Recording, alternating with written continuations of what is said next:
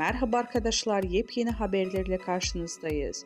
Burak Özçivit ve Fahriye Evcen'den boşanma iddialarına fotoğrafla yanıt.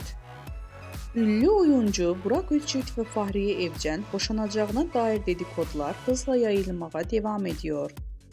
Fahriye Evcen ve Burak Özçivit'in boşanma söylentilerinin ardından birlikte poz vererek sosyal medyada yeni paylaşımlar yaptı. İkilinin otomobil içinde bu fotoğrafları peş peşe Instagram hesabından paylaşarak boşanma dedikodularına net bir yanıt verdi. Bu paylaşımlar çiftin ilişkilerindeki sıkıntıların dedikoduların ibaret olduğunu ve hala mutlu bir evlilik sürdüklerini gösterdi.